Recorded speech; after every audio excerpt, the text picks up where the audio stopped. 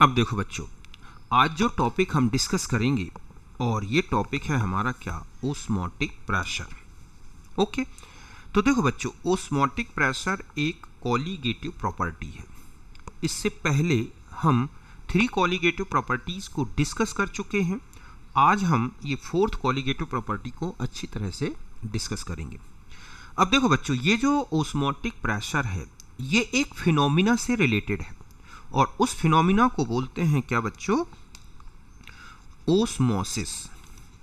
Okay, तो पहले हम ओस्मोसिस को अच्छी तरह से समझ लें और फिर हम आते हैं ओस्मोटिक प्रेशर में। तो देखो बच्चों, इसको हम एक एक्सपेरिमेंट से समझते हैं। इस तरह का एक सिस्टम लें जिसमें एक सेमी परमेबल मेम्ब्रेन लगी होती है।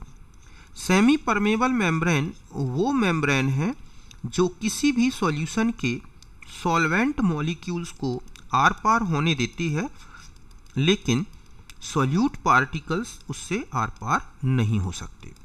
ऐसी मेम्ब्रेन को बोलते हैं क्या बच्चों, सेमी परमेबल मेम्ब्रेन।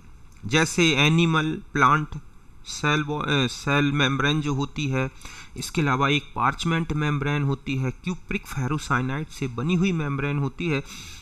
इस तरह की ये जो मेम्ब्रेन्स होती हैं इनका यूज़ किया जाता है ओस्मोसिस में।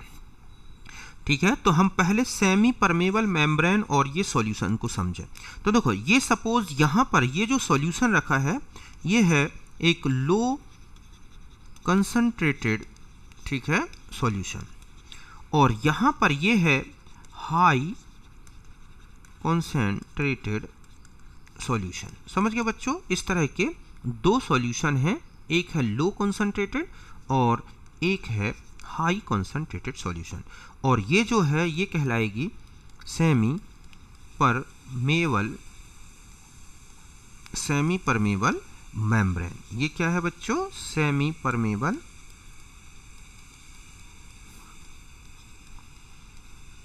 मेम्ब्रेन। ये तो समझ गए कि ऐसी मेम्ब्रेन जो केवल सॉल्वेंट मॉलिक्यूल को आर पार होने देती है। तो इसमें क्या होता है कि जब इस तरह से एक सेमी परमेबल मेम्ब्रेन लगा दी जाए तो जो सॉल्वेंट मॉलिक्यूल्स होते हैं ना बच्चों, वो क्या होते हैं कि लो कंसंट्रेटेड सॉल्यूशन से हाई कंसंट्रेटेड सॉल्यूशन की तरफ क्या होने लगते हैं, मूव करने लगते हैं। मतलब ये कहें कि ये एक सॉल्वेंट मॉलिक्यूल्स हैं इस तरह से। तो ये जो सॉल्वेंट मॉलिक्यूल हैं, ठीक है, ये क्या होते हैं कि लो कंसंट्रेटेड सॉल्यूशन से हाई कंसंट्रेटेड सॉल्यूशन की तरफ स्पॉन्टेनियस मूव्ड होने लगते हैं। इसी फिनोमिना को बोला गया है बच्चों क्या, ओस्मोसिस। समझ गए ना। इसको हम अगर डिफाइन करें तो अब देखो इसी बेस पर मैं डिफाइन कर दूं कि स्पॉन्टेनियस, ठीक है, क्या है, स्पॉन्टेनियस फ्लो ऑफ सॉल्वेंट, समझ गए ना, solvent molecules from low concentrated solution to high concentrated solution through semi permeable membrane। समझ गए बच्चों कि वो फिनोमिना जिसमें क्या होता है कि सॉल्वेंट मॉलिक्यूल्स का एक स्पॉन्टेनियस फ्लो होता है through semi permeable membrane from low concentrated solution to high concentrated solution, इसी को बोला जाता है, इज कॉल्ड ओस्मोसिस। ये है ओस्मोसिस का डेफिनेशन। क्लियर है बिल्कुल कि एक अपने आप चलने वाला प्रोसेस जिसमें सॉल्वेंट मॉलिक्यूल जो है लो कंसंट्रेटेड सॉल्यूशन से हाई कंसंट्रेटेड सॉल्यूशन की तरफ स्पॉन्टेनियस फ्लो करते हैं। अगर हम एक सॉल्यूशन और एक प्योर सॉल्वेंट ले लें तो भी आप देखोगे ये प्रोसेस चलेगा। इसमें solvent molecule semi permeable membrane के थ्रू कहाँ जाने लगते हैं, सॉल्यूशन में। वो भी एक क्या है, ओस्मोसिस। अब आता कि ओस्मोसिस होता क्यों है। तो ठीक है, तो ध्यान रखें कि ओस्मोसिस ड्यू टू डिफरेंस, समझ गए बच्चों? Difference in vapour pressure of two different concentrated solution. समझ गए बच्चों कि जो दो सॉल्यूशंस लिए जा रहे हैं उन सॉल्यूशन के वेपर प्रेशर में डिफरेंस होता है और यही डिफरेंस ओस्मोसिस के लिए रिस्पॉन्सिबल है। ठीक है, कि जो वेपर प्रेशर होता है, vapour pressure of low concentrated solution. समझ गए बच्चों कि जो लो कॉन्सेंट्रेटेड सॉल्यूशन है उसका वेपर प्रेशर क्या होता है? हायर देन, ठीक है, vapour pressure of high concentrated solution. ये इसका, ठीक है, concentrated solution. Therefore high pressure, ठीक है, high pressure of low concentrated solution, low concentrated solution induced spontaneous flow of solvent from low concentrated solution to high concentrated solution। समझ गया बच्चों कि जो ओस्मोसिस है वो क्यों होता है? तो उसमें ये कह रहा है कि यहां पर जो वेपर प्रेशर है, ठीक है, हम इसको सपोज पी नॉट से शो करें और यहां का जो वेपर प्रेशर है पी ए, तो इसमें P not a greater than P A. तो अब जहां प्रेशर ज्यादा है वो दबाव डालेगा ज्यादा सरफेस की, ठीक है, सरफेस पर, लिक्विड की सरफेस पर। तो ऐसे में ये प्रेशर जो होता है, यही प्रेशर क्या करता है कि सॉल्वेंट मॉलिक्यूल को धक्का देता है और ये मॉलिक्यूल, सॉल्वेंट के मॉलिक्यूल जो होते हैं, इसी प्रेशर के थ्रू सेमी परमेबल मेम्ब्रेन से पार हो जाते हैं और इस तरह से ओस्मोसिस प्रोसेस चलती है। तो यहां तक आप समझ गए ना कि spontaneous flow of solvent molecule from low concentrated solution to high concentrated solution through semi permeable membrane is called osmosis. Osmosis is due to, ठीक है, difference in the vapour pressure of two different concentrated solution.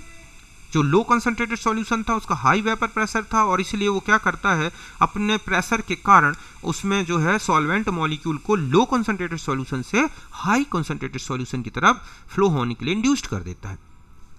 और यही जो है osmosis का main reason है कि ये जो वेपर प्रेशर का डिफरेंस था, समझ गए ना बच्चों, यही इंड्यूस करता है इसको, ओस्मोसिस को। यहां तक क्लियर है? अब हम आगे बढ़ते हैं। अब देखो बच्चों, पहले मैं सेमी परमेबल मेम्ब्रेन बता दूं। सेमी परमेबल मेम्ब्रेन, समझ गए ना कि सेमी परमेबल मेम्ब्रेन होती क्या है? सेमी परमेबल मेम्ब्रेन जो होती है बच्चों, ये एक ऐसी मेम्ब्रेन है, समझ गए ना, जो केवल क्या करती है, सॉल्वेंट मॉलिक्यूल को पास होने देती है और सॉल्यूट मॉलिक्यूल को अपने से पार नहीं होने देती। वो है सेमी परमेबल मेम्ब्रेन। मतलब membrane which allows only allow to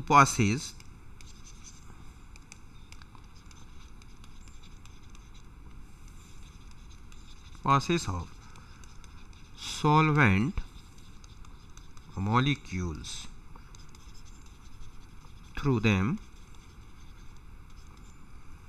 समझ गए ना, solvent molecule through them, not solute. समझ गए बच्चों? इसको बोला जाता है सेमी परमेबल मेम्ब्रेन। ऐसी मेम्ब्रेन जो केवल और केवल किसको पासेस होने देती है, सॉल्वेंट मॉलिक्यूल को, नॉट सॉल्यूट, उसे हम बोलते हैं क्या, सेमी परमेबल मेम्ब्रेन। एग्जाम्पल है एनिमल, प्लांट, ठीक है, सेल मेम्ब्रेन, एक तो ये आती हैं इसमें। आर्टिफिशियल भी बनाई जाती हैं, क्यूप्रिक फेरोसाइनाइड की एक मेम्ब्रेन बनाई जाती है, ठीक है, कैल्शियम फॉस्फेट की मेम्ब्रेन बनाई जाती है, इसके अलावा पार्चमेंट मेम्ब्रेन होती है ना, ये है। और भी आती हैं cellulose nitrate acetate, cellulose acetate की मेम्ब्रेन होती है। तो इस तरह की जो मेम्ब्रेन्स हैं ये तो नेचुरल होती हैं और ये कुछ आर्टिफिशियल है। ये सब मेम्ब्रेन ऐसी हैं जिनका यूज ओस्मोसिस के लिए किया जाता है। यहाँ तक बिल्कुल क्लियर है। अब हम आ जाते हैं, एक होता है एंडोओस्मोसिस। समझ गए बच्चों, एंडोओस्मोसिस। और एक होता है क्या बच्चों, एक्सोओस्मोसिस। देखो एंडोओस्मोसिस या हम इसी को बोलते हैं क्या, हीमोलाइसिस। क्या बोला जाता है इसी को, हीमोलाइसिस। तो एंडोस्मोसिस का मतलब ये होता है बच्चों कि जैसे एनिमल या प्लांट में जो सेल होती हैं उनमें जो साइटोप्लाज्म भरा होता है, ठीक है, वो एक प्रकार का सॉल्यूशन होता है। तो अगर हम किसी एनिमल सेल को या प्लांट सेल को एक फ्रेश एक्वस मीडियम में रख दें तो वाटर मॉलिक्यूल उस सेल मेम्ब्रेन के थ्रू क्या होने लगेंगे, एक्सटर्नल मीडियम से, एक्वस मीडियम से कहाँ जाने लगते हैं, साइटोप्लाज्म में। इसी को बोला जाता है क्या, एंडोओस्मोसिस। इससे क्या होता है कि जो सेल होगी ना बच्चों, उसमें क्या आ जाती है, एक प्रकार की स्वेलिंग आ जाती है, वो फूल जाती है, ठीक है। तो इसको बोलते हैं ओस्मोटिक, ठीक है, osmotic flow of water from, ठीक है, aqueous medium to cytoplasm of cell, ठीक है, चाहे वो एनिमल सेल हो बच्चों और plant cell, through cell membrane. समझ गए बच्चों कि सेल मेम्ब्रेन के थ्रू अगर मान लो वाटर, एक फ्रेश एक्वस मीडियम, हम ये कह सकते हैं कि फ्रेश एक्वस मीडियम से जब वाटर मॉलिक्यूल जो है वो कहाँ जाने लगे, साइटोप्लाज्म में, तो और इसी को बोला गया है एंडोओस्मोसिस। ड्यू टू, ठीक है, एंडोओस्मोसिस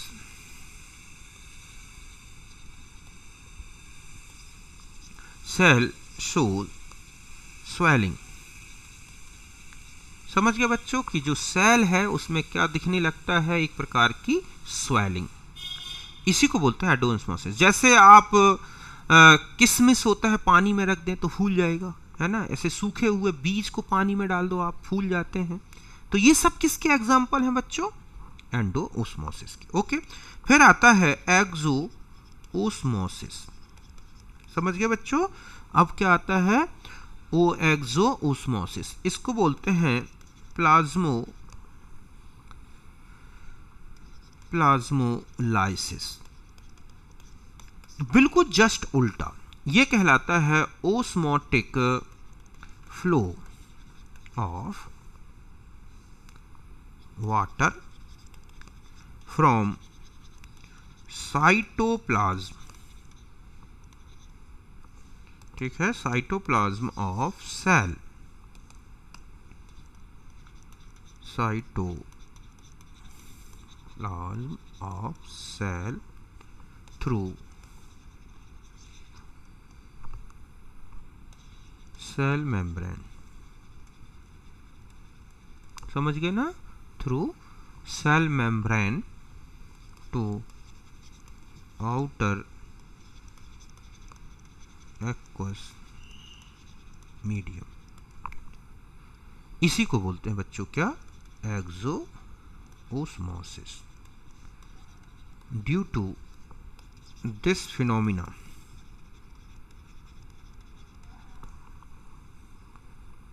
इससे क्या होगा, सेल शो श्रिंकिंग। इससे क्या हो जाती है, सेल श्रिंकिंग आ जाती है। जैसे आप फ्रेश फ्रूट्स को आप चीनी में के या नमक के उसमें सॉल्यूशन में रख दो तो आप देखोगे उनकी सरफेस थोड़ी थोड़ी सिकुड़ी सी दिखने लगेगी, तो वो क्या है, श्रिंकिंग हो जाती है। और ये किसका एग्जाम्पल है, प्लाज्मोलाइसिस लाइसिस या एक्सोओस्मोसिस। समझ गए बच्चों? तो इस तरह से एंडोओस्मोसिस और एक्सोओस्मोसिस, ओस्मोसिस ये कंप्लीट बता दिया मैंने, सेमी परमेबल मेम्ब्रेन बता दी। अब हम आ जाते हैं ओस्मोटिक प्रेशर के बारे में। समझ गए बच्चों? अब हम क्या डिस्कस करेंगे? Osmotic pressure. अब देखो बच्चों, यहाँ ओस्मोटिक प्रेशर ये एक कोलिगेटिव प्रॉपर्टी है और इसे हमें प्रूव भी करना है। तो पहले तो हम इसको डिफाइन कर लें। तो देखो, जब ओस्मोसिस चलता है, क्या चलता है बच्चों? ओस्मोसिस चलता है तो सॉल्वेंट मॉलिक्यूल लगातार कंसंट्रेटेड सॉल्यूशन में एंटर होते रहते हैं और ऐसे में क्या होगा कि सॉल्यूशन का जो लेवल है, मतलब जो कंसंट्रेटेड सॉल्यूशन का लेवल है, वो धीरे धीरे बढ़ने लगता है और एक कंडीशन ऐसी आएगी कि सॉल्यूशन की सरफेस पर एक प्रकार का प्रेशर लगेगा। वो प्रेशर क्या होगा? सॉल्वेंट मॉलिक्यूल को सॉल्यूशन में एंटर होने से रोकता है। वही क्या है बच्चों? Osmotic pressure. मतलब प्रेशर, ठीक है, developed during osmosis which prevent, ठीक है, flow of water molecule from low concentrated solution to high concentrated solution। ठीक है, इन हाई कॉन्सेंट्रेटेड सॉल्यूशन में क्या होता है बच्चों? ड्यूरिंग ओस्मोसिस एक प्रेशर एक्सर्ट होता है या प्रेशर डेवलप होता है जो कि ओस्मोसिस प्रोसेस को रोक देता है। हम ये कह सकते हैं कि the pressure developed in high concentrated solution during the osmosis which prevents flow of water molecule from low concentrated solution to high concentrated solution. Means हम ये कह सकते हैं, मीन्स स्टॉप दी, ठीक है, ओस्मोसिस। यही क्या कहलाता है बच्चों? Osmotic pressure. समझ गए कि इस तरह से ओस्मोसिस प्रोसेस में एक ऐसा प्रेशर, ठीक है, प्रेशर ओस्मोसिस में एक ऐसा प्रेशर डेवलप होता है जो ओस्मोसिस को रोक दे। वही क्या कहलाता है बच्चों?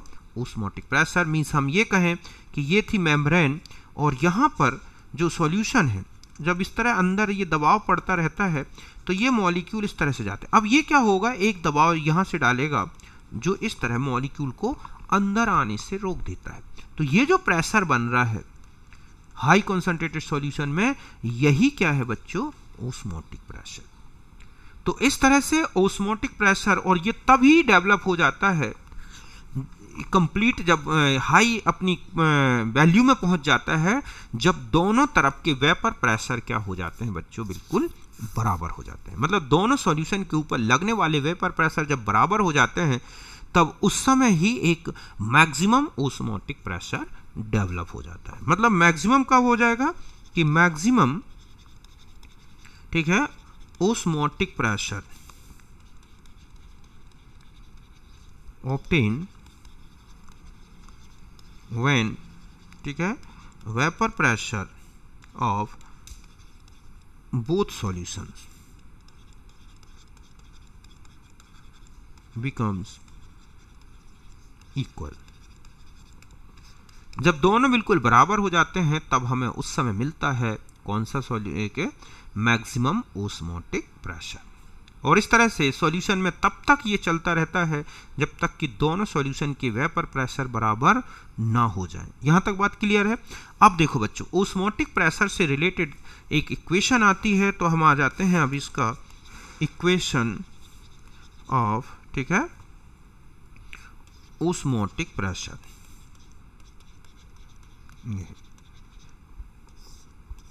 ओस्मोटिक प्रेशर से रिलेटेड एक इक्वेशन आती है और ये इक्वेशन कहलाती है क्या बच्चों? वान हॉफ इक्वेशन। समझ गए ना कि वान हॉफ इक्वेशन हम देखते हैं जो ओस्मोसिस के लिए दी गई है। और ये इक्वेशन क्या होती है? तो देखो, वान हॉफ इक्वेशन जो थी वो ये था कि P pi directly proportional to the T और inversely proportional to the V।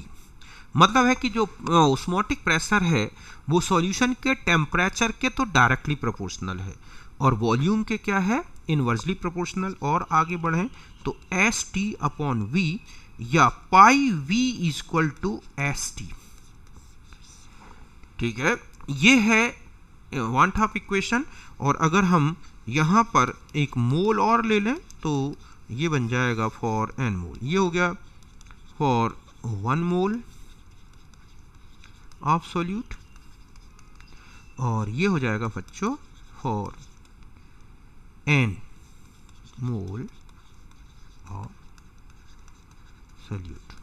Okay, कि एक तो इक्वेशन हो गया एन मोल के लिए और एक हो गया 1 मोल के लिए। यहां पर और आगे बढ़ा दें तो pi B equal to N R T use होता है, मीन्स यहां जो एस है वही आर है, यूनिवर्सल कांस्टेंट। समझ गए बच्चों, ये क्या है, यूनिवर्सल कांस्टेंट। आर तो आप जानते हैं कि आर क्या है, यहां पर आर की वैल्यू रखी जाएगी 0.0821 litre ATM kelvin inverse mole inverse, या फिर 0.0832 या 83 ले लें। ठीक है, 083, और ये होती है litre bar kelvin inverse mole inverse. और आगे बढ़ा सकते हैं, देखो बच्चों कि pi equal to N upon V R T, ये चूंकि N upon V equal to C तो pi equal to C R T. अगर हम यहां टेम्परेचर कांस्टेंट कर दें, ठीक है बच्चों, जो टी है वो कांस्टेंट हो तो pi directly proportional to the C, means it is colligative property. समझ गए ना कि ये मोलारिटी को शो करती है। तो इस तरह से जो ऑस्मोटिक प्रेशर है वो मोलारिटी के डायरेक्टली प्रोपोर्शनल दिख रहा है, इसलिए हम कहेंगे कि osmotic pressure is the colligative property. यहां तक क्लियर है। अब देखो बच्चों, रिलेशन हम ले लेते हैं कुछ इंपॉर्टेंट।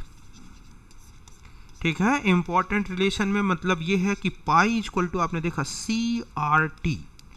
ओके, जहां सी मोलारिटी है, या और आगे बढ़ जाए तो यहां पर ले सकते हैं n upon B into R T. यहाँ एन क्या है बच्चों, ये है मोल्स ऑफ सॉल्यूट। क्या है, मोल्स ऑफ सॉल्यूट। तो और आगे बढ़ जाए तो m इक्वल टू हो जाएगा W upon M into R T upon B. यहाँ मैं इसको एम बी, अभी तक डब्ल्यू बी एम बी लेता आया हूँ, वही ले लूँ मैं।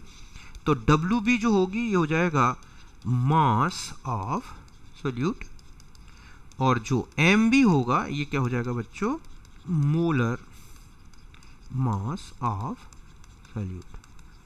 समझ गए ना। और V जो है ये होगा क्या बच्चों, वॉल्यूम ऑफ सॉल्यूशन, और इसे ध्यान रखें लीटर में लेना है। T जो होगा टेम्परेचर है जिसे आपको केल्विन में लेना है। तो इस तरह से आपका क्या कैलकुलेट हो जाएगा, पाई, सॉरी यहाँ पर पाई आएगा, मैंने m लिख दिया, यहाँ पर हमें क्या लेना है, पाई। ये है, तो इससे हम पाई निकाल सकते हैं। और अगर हम एम बी निकालना चाहें तो हमारे पास हो जाएगा W B upon pi R T upon we.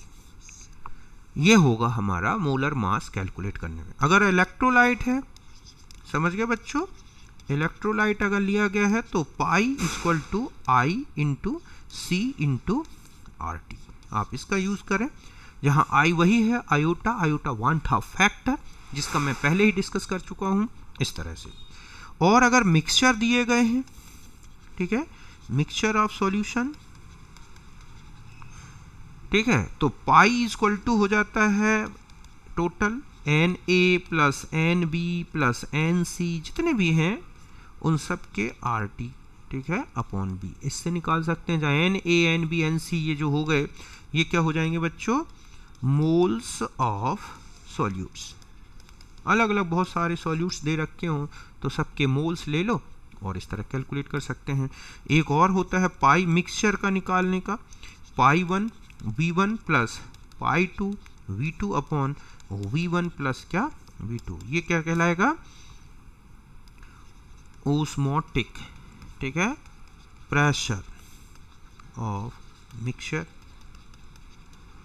Okay, इस तरह से मिक्सचर का हम ओस्मोटिक प्रेशर भी कैलकुलेट कर सकते हैं। यहाँ तक बात क्लियर है। अगर आपको कोई इलेक्ट्रोलाइट और नॉन इलेक्ट्रोलाइट है, ठीक है, इलेक्ट्रोलाइट, तब आपको पाई ओनली किससे डिसाइड करना है? मोलारिटी से। समझ गए बच्चों कि अगर आपको नॉन इलेक्ट्रोलाइट दिए गए हैं तो आपको किससे डिसाइड करना है? मोलारिटी से। और अगर स्ट्रेंथ दी गई है तो pi inversely proportional to the molar mass, ठीक है, कि आपको मोलर मास के बेस पर पाई डिसाइड करना है। अगर मान लो इलेक्ट्रोलाइट दिए गए हैं, ओके, तो इलेक्ट्रोलाइट में pi directly proportional iota into M. इस बेस पर आपको देखना है कि आयोटा और एम के रिलेशन से, जैसे मैंने लिखा यहाँ पर ग्लूकोज, ठीक है, यूरिया, ये है सुक्रोज, ओके, 1 मोलर ये है, 1 मोलर ये है, 1 मोलर ये है। तो अगर हम इसमें कहें कि पाई का देखें तो pi 1 equal to pi 1 equal to pi 1, मतलब पाई 2 और ये हो गया पाई 3, लेकिन ये सब बिल्कुल बराबर हो। यहाँ तक क्लियर है। ठीक इसी तरह से मान लो लिखा है ग्लूकोज NaCl, ठीक है, CaCl2, AlCl3, K4FeCN होल 6, इस तरह से। सपोज ये 1 मोलर है, 1 मोलर है, 1 मोलर है, 1 मोलर है, 1 मोलर है। इसका आयोटा जो है अगर हम देखें तो 1 है, इसका 2 है, इसका 3 है, इसका 4 है, इसका 5 है। तो आयोटा इंटू एम क्या होगा बच्चों? 1 2 3 4 एंड 5, ठीक है। तो पाई अगर हम देखें तो यहाँ अगर मान लो पाई 1 है तो इससे ज़्यादा होगा इसका, तो इससे ज़्यादा होगा इसका, तो इससे ज़्यादा होगा इसका, तो इससे ज़्यादा होगा इसका। जितने ज़्यादा आयोटा का वैल्यू होगा उतना ही ज़्यादा क्या होगा बच्चों? पाई का वैल्यू होगा। इस तरह से ओस्मोटिक प्रेशर चेंज होते हैं इलेक्ट्रोलाइट में और नॉन इलेक्ट्रोलाइट में। यहाँ तक क्लियर है अच्छी तरह से, ठीक है। अब देखो बच्चों, एक दो पॉइंट्स और बता दूं मैं इनमें, ठीक है। फिर हम एक आइसोटोनिक सॉल्यूशन है, रिवर्स ओस्मोसिस है, वान हाफ फैक्टर है, वो अलग से हम ले लेंगे। क्वेश्चन देख लेते हैं एक दो। जैसे आपको लिखा है कि कॉन्सेंट्रेट m/10, ठीक है, 0.1 मोलर सॉल्यूशन ये है, ठीक है, of urea, calculate pi at 27 degree centigrade. R की वैल्यू दे रखी है 0.0821। तो बस सीधा सीधा फॉर्मूला लगा दोगे, pi equal to C R T. तो पाई इक्वल टू सी कितना लोगे? 0.1, आर कितना रख दो? 0.0821, और टी कितना रख दो बच्चों? 300। इसको सॉल्व कर लो, ठीक है, ATM में आ जाएगा आंसर। इस तरह से बात समझ गए ना कि इस तरह का क्वेश्चन आप सॉल्व करेंगे तो ये आएगा लगभग 2.46 ATM। ठीक इसी तरह से मान लो एक क्वेश्चन और देखते हैं, ठीक है, कि पाई आपको दे रखा है 0.83 ATM। कैलकुलेट, ठीक है, concentration, calculate concentration of solution at 27 degree. तो आपको क्या करना है? Pi equal to C R T रखना है, पाई रख देना है 0.83, सी आपको कैलकुलेट करना है 0.083, ठीक है। लीटर बार में आप निकाल दो इसको, ये किस में है? ATM में, तो 0.082 रखो आप, ठीक है, और यहाँ कितना कर दो आप? 300। तो सी सॉल्व कर लो, वो क्या आ जाएगा आपका? Concentration, molar concentration. ठीक इसी तरह से अगर कहीं मोलर मास से रिलेटेड है कि आपको मोलर मास निकालना है, जैसे वॉल्यूम दे दिया आपको 200 ml, ठीक है, और जो WB है वो है 1.26 ग्राम, ओके, और टेम्परेचर जो है वो है 300 केल्विन, और पाई जो है वो है 2.57 ATM। तो पूछे कि MB कितना होगा, तो बस अब आपको करना क्या है, फॉर्मूला लगा देना है एम बी इक्वल टू क्या हो जाएगा, देखो आप कि ये हो जाएगा आपके पास W B into R into T upon pi into V. W रख दो 1.26, ये ATM में निकालना है तो 0.0821 रख दो। टेम्परेचर आप 300 कर दो, ठीक है 300 हो गया। पाई आपको 2.57 दे रखा है। वॉल्यूम कितना है 200 ml, तो आप इसे लीटर में चेंज कर लो, इसको सॉल्व कर लो, जो आएगा वो इसका मोलर मास आ जाएगा, जो लगभग 61022 ग्राम पर मोल आ रहा है। ठीक है, पॉइंट नहीं है यहाँ पे, इसको सॉल्व कर लेना, देख लेना क्या आता है। ठीक है बच्चों, मतलब ये जो भी आएगा आप उसको लिख लें कि ये आ रहा है 61022 ग्राम पर मोल। ओके, तो ये है इस तरह से मोलर मास डिसाइड करने की मेथड भी है ये। अब एक पॉइंट आता है बच्चों की, जो पॉलीमर होते हैं, पॉलीमर, ठीक है, प्रोटीन्स,